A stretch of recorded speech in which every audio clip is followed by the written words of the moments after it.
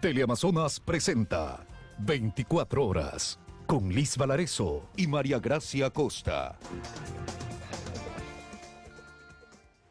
Empezamos. El ministro de Economía y Finanzas, Simón Cueva, rompió el silencio que mantuvo esta cartera de Estado luego de la aprobación de la ley. Cueva habló sobre el reglamento de la ley tributaria y también acerca de la venta de activos del Estado.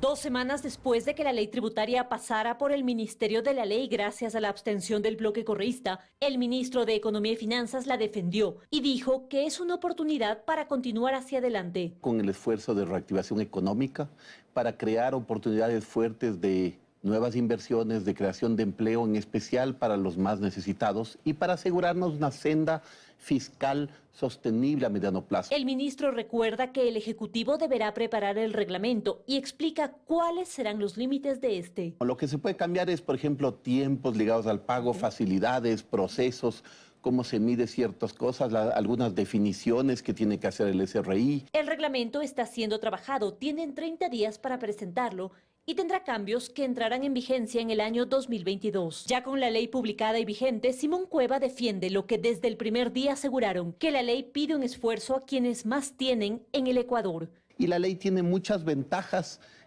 más bien para aprobar o para ayudar a los sectores populares. Reducción de impuestos, IVA, ICE en varios productos populares, todo este apoyo al sector de microempresas. En otros temas, el ministro dice que hay un esfuerzo permanente por revisar y priorizar el gasto público. Se están poniendo recursos adicionales precisamente para acelerar compra de medicinas que tanto faltan en ciertos momentos, en ciertas instancias. De igual manera, según Cueva, avanzan en la preparación de la venta de 5 activos del Estado. Algunos corresponden a venta, como por ejemplo la venta del Banco del Pacífico.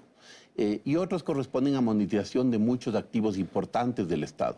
Esos procesos tienen que hacerse de forma ordenada. Recordó el apoyo de la comunidad internacional a las necesidades de financiamiento del Ecuador. El BID aprobó un crédito de 500 millones.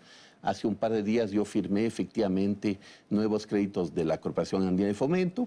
En las próximas semanas debería haber desembolsos del Banco Mundial y posteriormente también del Fondo Monetario. Los desembolsos de la CAF están previstos para apuntalar la inversión en gasto social, salud, desnutrición infantil, seguridad y apoyo a sectores desfavorecidos. En Quito, María Gracia Acosta, 24 horas. Y la reforma tributaria posibilita la importación directa de combustibles a la empresa privada con exoneración de impuestos. Esto, según los expertos, traerá consigo el mejoramiento de la calidad de la gasolina extra y le evitará al Estado invertir fuertes sumas de dinero en la importación, pues pasaría a hacerlo la empresa privada. La calidad de los combustibles podría mejorar en el país, especialmente la gasolina extra, como uno de los beneficios de la reforma tributaria, pues posibilita la importación directa de combustibles a la empresa privada. Es una muy buena medida, puede permitir al sector privado traer gasolina de gran calidad para no destruir los automotores como la gasolina extra actual. Y esto lo ratifica la Cámara de Distribuidores de Derivados del Petróleo. Ya son 4 las empresas abastecedoras que están decididas a importar directamente los combustibles, pues lo harían con exoneración de aranceles y de impuestos, según establece la última reforma tributaria que pasó por el Ministerio de la Ley. Tiene que salir un reglamento que especifique cuáles son esos tributos entre los cuales la importación de combustibles estaría exonerada. Entre ellos, el IVA de los combustibles. Y pone un ejemplo con lo que ocurre en Colombia, en donde la gasolina regular o la extra, como se la conoce en nuestro país, cuesta menos y es de mejor calidad. Por ejemplo, la gasolina en este momento que estamos en 2.55 el precio por galón, es más caro que el precio de 2.17 que en este momento está en Colombia. Incluso podrían bajar los precios de los combustibles. La gasolina extra en nuestro país tiene un alto contenido de azufre y es de 85 octanos, por un similar precio al actual. Dependiendo del precio del petróleo, podría conseguir una gasolina de mejor calidad. Puede traer una gasolina en lugar de 85, como se vende octanos, como se dice actualmente, la extra, puede traer la empresa privada una de 89 octanos, que ya es una magnífica gasolina que puede hasta desplazar la super. Y el segundo beneficio, dice Santos Alvite, se da porque Petroecuador, es decir, el Estado, destinará menos dinero a la importación de combustibles, porque será la empresa privada cada vez más la que lo ponga. Y sería un gran alivio al Estado quitarle una carga de 2.500, 3.000 millones de dólares de importación que bien puede utilizar en otros fines más benéficos. Sin embargo, esto será posible cuando el precio del petróleo baje un poco más de su nivel actual, para que las empresas privadas de distribución de combustibles pongan su dinero para importar directamente la gasolina. En Quito, Freddy Paredes, 24 horas. Se inició el primer debate del proyecto de ley que permitirá el aborto por violación. Grupos a favor y en contra se hicieron presentes para seguir de cerca el debate. Andrea Samaniego nos tiene los detalles desde el Palacio Legislativo. Hola Andrea, adelante.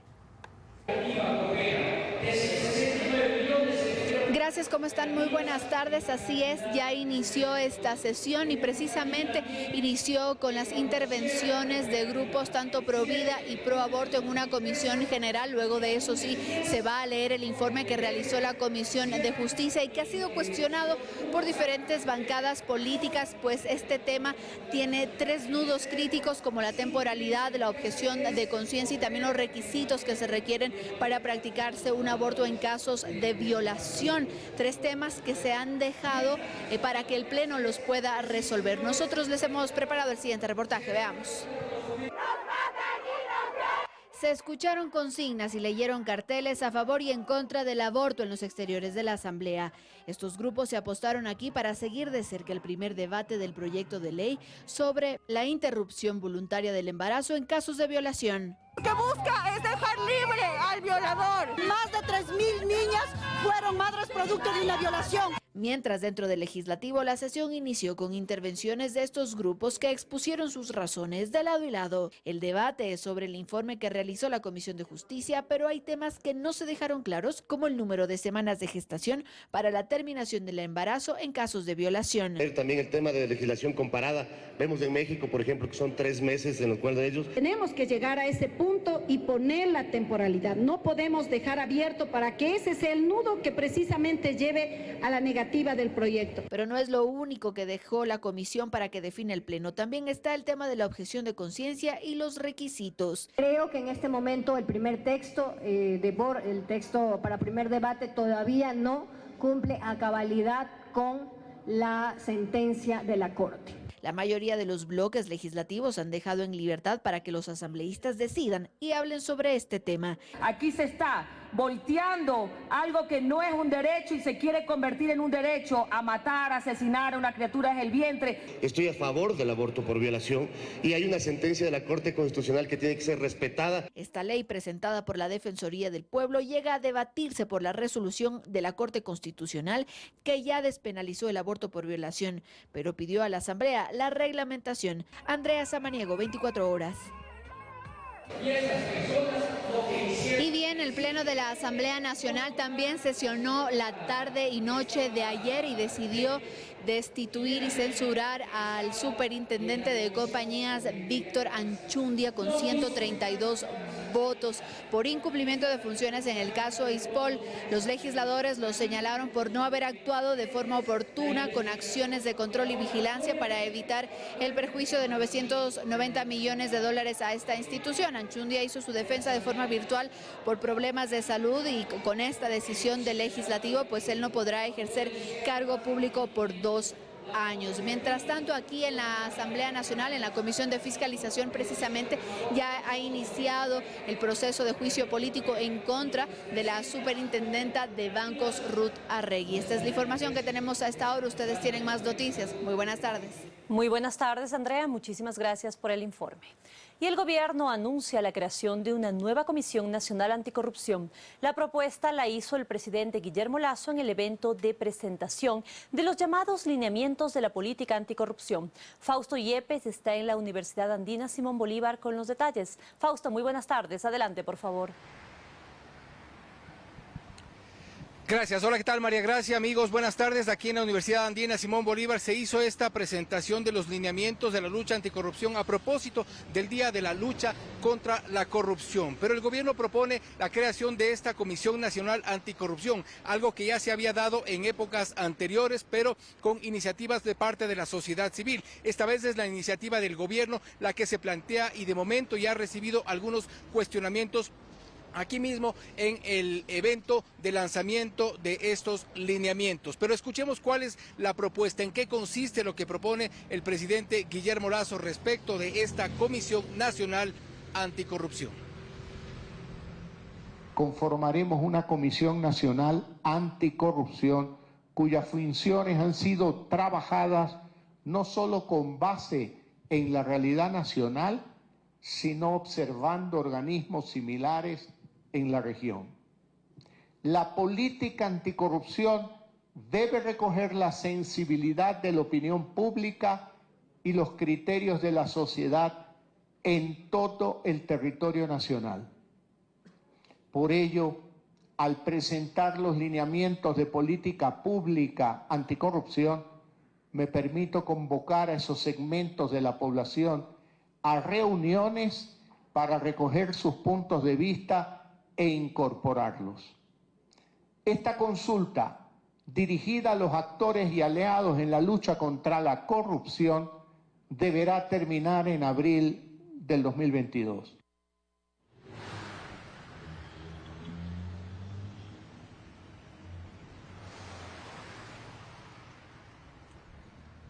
Y bien, la propuesta del gobierno también es convocar a varios sectores e instituciones. Ha dicho que el Servicio de Rentas Internas, la UAFE y otras instituciones que podrían aportar en este proceso de creación de la Comisión Nacional Anticorrupción. Habrá que ver si el tema se concreta ya con el inicio del trabajo en enero y se concreta con la creación de esta comisión en abril, tal como lo ha ofrecido el presidente Guillermo Lasso. Es lo que ocurrió durante esta mañana aquí en la Universidad Andina Simón Bolívar. Tenemos más información con ustedes en los estudios. Una buena tarde para todos. Una buena tarde para ti también, Fausto. Muchísimas gracias. La recaudación tributaria en el país creció un 13% de enero a noviembre del 2021, periodo en el que se recaudaron 1.413 millones de dólares más que en similar periodo del año 2020. Con respecto al impuesto al valor agregado, hubo un crecimiento del 22% de enero a noviembre del 2021 con relación al 2020, mientras que en noviembre de este año la recaudación tributaria incrementó un 19%. La directora general del Servicio de Rentas Internas, Marisol Andrade, señaló que el desempeño se debe a la reactivación económica y en gran medida a las acciones de cobro y procesos de control ejecutados por la entidad. Seguimos con más noticias. Ya mismo Paul Coello nos dará un reporte sobre la situación del río Coca. Además, Diana Monroy recoge la expectativa sobre el anunciado abastecimiento en los hospitales. Y Luisa María Heredia tiene novedades sobre la vacunación anti-COVID. Lo anunciado, la erosión del río Coca continúa generando graves problemas en las provincias de Napo y Sucumbíos. Problemas como el cierre de vías y el desvío de los oleoductos por donde pasa el petróleo del país. Paul Coello, desde la provincia de Napo, nos cuenta más detalles. Paul, muy buenas tardes. Adelante, por favor. Compañeras, ¿qué tal, amigos? Buenas tardes. Así es, contarles que continúan ejecutándose los trabajos viales acá en el Coca. Trabajos que cada vez resultan más complejos porque la erosión del río Coca no cesa y continúa carcomiendo el talud de esta importante vía del país que conecta las provincias de Napo y Sucumbíos. En el recorrido que realizamos desde la capital constatamos que la vía desde Baeza hasta Lago Agrio se encuentra cerrada porque además hay afectaciones viales en otras zonas. El avance regresivo de esta erosión también está poniendo en riesgo obras importantes del país como el de la central Coca-Codo Sinclair y el oleoducto de Petroecuador por donde pasa el crudo que llega hasta la provincia de Esmeraldas. Sobre este tema contarles que los obreros han construido 9 bypass que son desvíos de las tuberías por donde pasa el petróleo para evitar el derrame del mismo. Con nosotros estuvo esta mañana el gerente de transporte de Petroecuador que nos detalló, nos brindó más información sobre este tema. Escuchemos. La intención evidentemente es mitigar los riesgos de esta erosión regresiva y lateral del río Quijos y podernos ir hacia arriba en la montaña y garantizar el transporte de crudo y derivados. Hoy tenemos un 70% ya en el avance de esta variante definitiva en este sector. Asimismo, se han instalado mesas de trabajo conformadas por varias instituciones y liderada por el Ministerio de Transporte, de Obras Públicas del gobierno para buscar soluciones inmediatas. Y es que el problema no solo son los riesgos que corren estos dos proyectos importantes del país, sino también el comercio que está paralizado en estas dos provincias del país, en Napo y Sucumbíos. En la mañana también pudimos constatar la molestia de los comerciantes de estas dos provincias que no podían pasar ni de un lado ni del otro. El ministro de Transporte entendemos que estará en horas de la tarde por esta zona para contarnos más detalles y verificar los trabajos que se están realizando en esta zona del país. Con esta información regreso a estudios, ustedes con más noticias. Amigos, buenas tardes. Buenas tardes, Paul. Muchísimas gracias. Aún no existe claridad sobre el proceso de compra con el que el gobierno realizará el abastecimiento de medicinas en los hospitales. Los mecanismos que en su momento se utilizaron entorpecen la adquisición de medicinas. Dayana Monroy está en el Teodoro Maldonado con más información. Hola, Dayana. ¿Qué tal, estudios? Muy buenas tardes. Realmente existe mucha expectativa aquí en los hospitales del IES y del Ministerio de Salud Pública sobre la llegada de las medicinas, y de a poco ya los gerentes de las distintas casas de salud comienzan a dar información. Por ejemplo, el gerente del Teodoro Maldonado Carbo dijo el día de hoy que antes de fin de mes van a tener un abastecimiento del 75 al 85%. Pero entre quienes conocen de los procesos de compras públicas existen realmente dudas sobre si se va a poder cumplir el abastecimiento en el tiempo definido por el gobierno nacional. Veamos el siguiente reportaje. La ministra de Salud dijo que pronto se darán detalles, pero anticipó que será a través de empresas públicas. Cómo se comprarán las medicinas que luego cada uno de los hospitales adquirirá para esquivar el catálogo del CERCOP y el engorroso proceso de compra. Y es que según las autoridades, la falta de medicinas no es un problema ocasionado por la falta de recursos, sino por el complejo proceso de contratación. Pero aquí hay grandes dudas. El presidente ha dicho que en 2 o 3 semanas se solucionará el problema de desabastecimiento. Probablemente vamos a tener algunos de los medicamentos. Hay otros que requieren más tiempo. Me parece que el gobierno tiene que actuar de una forma mucho más enérgica. Fueron precisamente los mecanismos que se implementaron en su momento para supuestamente evitar la corrupción los que hoy entorpecen aún más la adquisición de medicinas. El expresidente Lenín Moreno firmó el decreto 1033, que establece las compras centralizadas. Creo que es importante cambiar el sistema de compras públicas que tenemos en el Ecuador. Es un sistema viciado, es un sistema sobre el que se han hecho una serie de asociaciones ilícitas para manejar de forma fraudulenta los recursos del Estado. Las otras instituciones no pueden funcionar con esa lógica que parece que todos son delincuentes. En el Hospital Teodoro Maldonado Carbo dicen que tienen un abastecimiento del 57% y prometen que hasta fin de mes estarán abastecidos en un 75 a 85%. Una demora en los procedimientos y un desabastecimiento de medicinas y dispositivos médicos que data desde noviembre del 2017 en esta institución y que no hemos podido homologar dispositivos, que fue otro de los problemas. Desde este hospital también hablan de las complicaciones para adquirir las medicinas e insumos. Y es que en estos hospitales pasan cosas tan difíciles de entender como las que narran los propios pacientes. Ella es Pilar, su esposo tiene leucemia y en ese hospital están las medicinas que necesita pero no se la pueden dar. ¿Por qué? Porque eran de un paciente que murió y que las exigió luego de ganar en los tribunales. Yo solicito esa medicina. No se la dan. Y no me la quieren dar. ¿Por qué? Porque si me la dan, dice que los doctores van presos y yo me encuentro con mi paciente en cuidados intensivos. Está entubado. Según las autoridades del gobierno, las compras se han caído en muchos casos porque en este momento el catálogo electrónico del CERCOP pues solo tiene 127 medicamentos de 780 que debería tener. Esa es la información que nosotros tenemos hasta este momento. Estamos pendientes de nuevas declaraciones y detalles que puedan dar las autoridades del gobierno nacional al respecto. Ustedes siguen con más. Buenas tardes. Buenas tardes, Dayana. Muchísimas gracias. Y luego de la aparición de la variante Omicron del COVID-19 en Ecuador, se produjo un incremento en la afluencia en centros de salud y puntos de inmunización. Pues si bien la nueva variante no es más letal, su capacidad de transmitirse despertó preocupación. Luisa María Heredia nos cuenta más desde un punto de vacunación. Hola, Luisa. ¿Qué tal? tal, compañeras, amigos televidentes? Muy buenas tardes. En efecto, se mantiene el interés de los ciudadanos en acudir a los vacunatorios del país para aplicarse la primera, segunda y tercera dosis contra el COVID-19. Ha habido un aumento sostenido en la afluencia desde finales de noviembre, cuando se conoció de la detección de la nueva variante del coronavirus, la Omicron. Solo en el último sábado de noviembre se inocularon más de 41.000 personas y en el primer sábado de diciembre cerca de 33.000 ciudadanos de diversas edades.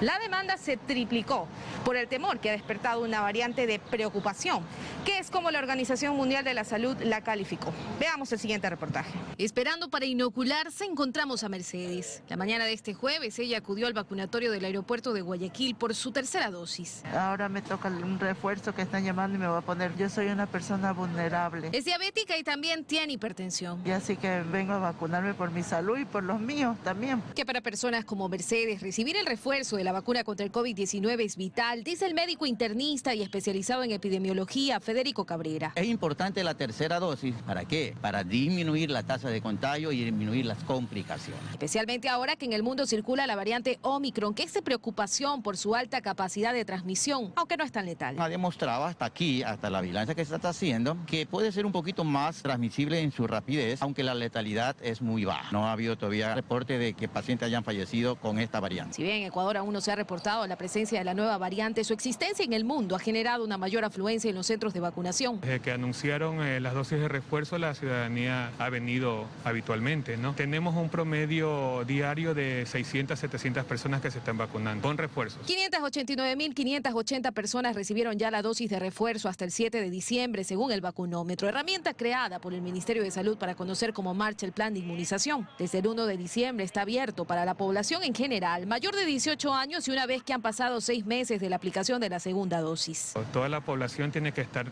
con refuerzo porque nosotros no sabemos, el virus está a la orden del día y entonces no tenemos que bajar la guardia. Con el afán de acelerar el proceso de inmunización, de poder llegar a la tan ansiada inmunidad de rebaño, en Quito se han habilitado 12 nuevos puntos de vacunación, en tanto que en la zona 8, que comprende a Guayaquil, San Borondón y Durán, además de los 115 centros de salud disponibles, se han aperturado 25 puntos de inoculación en centros comerciales, establecimientos educativos, entidades públicas y esplanadas, como en Mucho Lote 1 y esta parte del aeropuerto de Guayaquil, donde se aplican primeras, segundas dosis y también las dosis de refuerzo. Es lo que les puedo comentar desde acá. Continúan ustedes en estudios con más noticias. Muy buenas tardes. Buenas tardes, Luisa María. Muchísimas gracias. El servicio de atención a privados en libertad cambia de director por cuarta ocasión en un mismo año. Al mando del organismo se ha designado un oficial de la policía en servicio activo. Además, el Ejecutivo determinó nuevas facultades para el organismo. En 2021, por la dirección del Servicio de Atención a Personas Privadas de la Libertad, han pasado 2 coroneles del Ejército y un general de la Policía, los 3 en servicio pasivo. Este miércoles, vía decreto ejecutivo, se designó al general Pablo Ramírez Erazo como nuevo director del organismo. Se trata de la primera vez que un oficial en servicio activo asume este cargo. A criterio del excomandante general de la Policía, Ramiro Mantilla, una decisión acertada que permitirá coordinar acciones en los centros de rehabilitación social.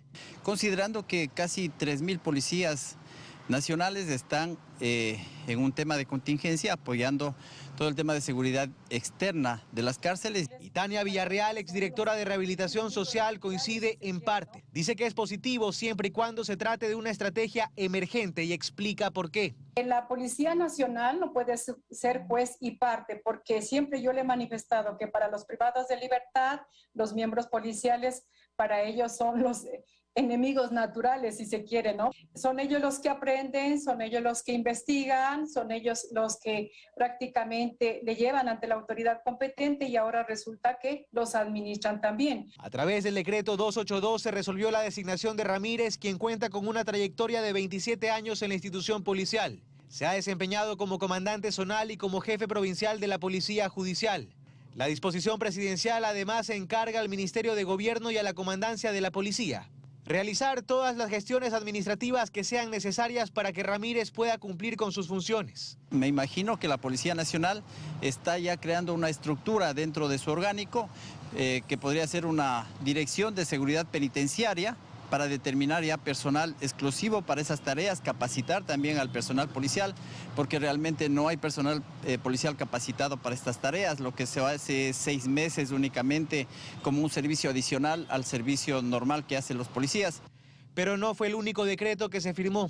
A través del 280, el presidente de la República autorizó al SNAI la facultad de contratar por cuenta propia obras inherentes a la infraestructura, lo que le permitirá iniciar procesos de adjudicación, contratación y fiscalización. Se quiere reinstitucionalizar, ¿no? Y bueno, bienvenidos a estas construcciones. Yo pienso que deben ser infraestructuras muy bien pensadas, dado los hechos que se han venido dando y a la escala de violencia y los delitos que se están cometiendo y quienes están ingresando en calidad de privados de libertad. El organismo tendrá 3 meses para coordinar acciones con el Ministerio de Finanzas y con el Ministerio de Transporte y Obras Públicas.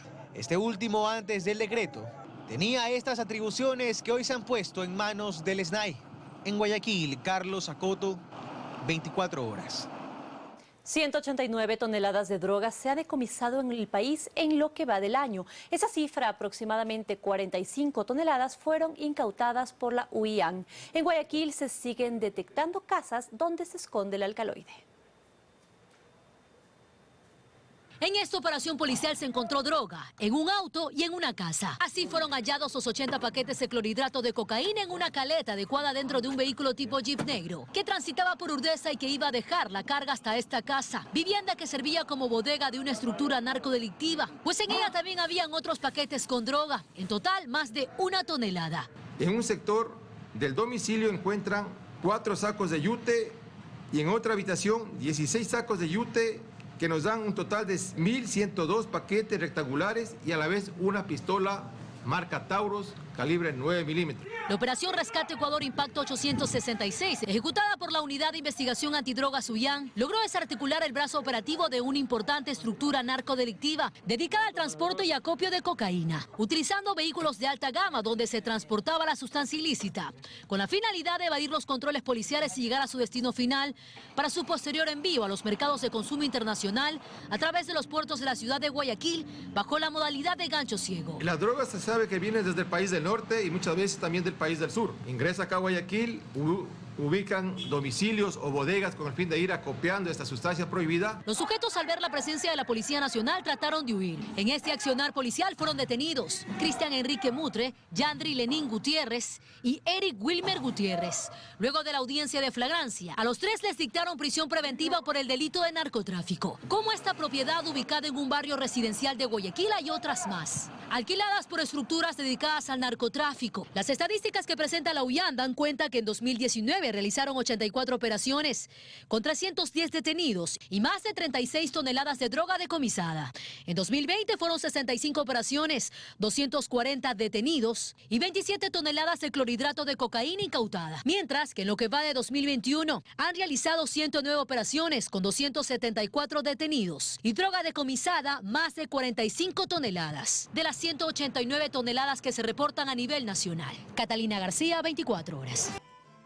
Estamos de regreso con más información. Los generales de policía Víctor Arauz, Pablo Rodríguez y Paulo Terán llegaron esta mañana a la Comandancia General de la Policía en Quito para reintegrarse a sus cargos tras el fallo de la jueza constitucional Verónica Medina, quien aceptó la acción de protección presentada por Arauz en contra de la comandante general de la institución, Tanya Varela, por haber sido separado de sus funciones sin pruebas y por no haber sido ascendido. Arauz mencionó que la nueva calificación para el ascenso se determinará sobre la base del proceso. Es la disposición que hemos recibido todos mis compañeros de la promoción 50 para que nos presentemos el día lunes a recibir el nuevo cargo de función. Nosotros disciplinariamente y con todo respeto, como nos ha caracterizado siempre, vamos a acatar la disposición que ya nos dé. La Cinemateca Nacional de la Casa de la Cultura Ecuatoriana cumple 40 años. Esta institución cuenta con el mayor archivo audiovisual del país que puede ser consultado por el público para fines académicos, investigativos o simplemente por recreación. La Cinemateca ofrecerá varias proyecciones por su aniversario. Se incendió el mercado de San Blas. De la ciudad de Quito, la sirena del cuerpo de bomberos. Las llamas consumen en pocos minutos el mercado de San Blas. Si usted no estaba enterado, es porque sucedió en 1950. Lamentable acontecimiento del día domingo 17 de septiembre del año 1950. Pero si está interesado en saber qué pasó, puede ver esta película a todo color y con todo detalle. También puede ver, por ejemplo, la posesión del presidente Isidro Ayora en 1929. Claro que esta película no tiene sonido, pero las letras le explicarán poco a poco lo que va ocurriendo en tan magno evento. Esta ventana al pasado es posible gracias a la Cinemateca Nacional de la Casa de la Cultura Ecuatoriana, que está celebrando en estos días su 40º aniversario y quiere compartir estas joyas fílmicas realizando varias proyecciones en Quito y posteriormente en otras ciudades del país. El primer campeonato de la Liga de 1969, que es increíble. Yo no soy liguista y no soy futbolero, pero conozco a los hinchas que van a rogar por ver ese archivo que vamos a poner también a disposición después de la proyección. Señor La Bola, está solito Carlos Ríos, se escapa, deja la bola para arriba, tira, ¡gol! Liga Deportiva Universitaria. Somos los estudiantes, alegres y soñadores, que vamos por la vida, el sol de una ilusión. Tenemos unos cassettes, por ejemplo, del año 95, de la guerra del Cenepa, grabada por los militares en ese tiempo. Ese archivo es único, no existe, hay este cassette y no existe otro archivo más de ese tipo. La Cinemateca guarda en sus bóvedas todo tipo de registros fílmicos. Pueden ser eventos históricos, películas de ficción, ¡Me limpio los zapatos!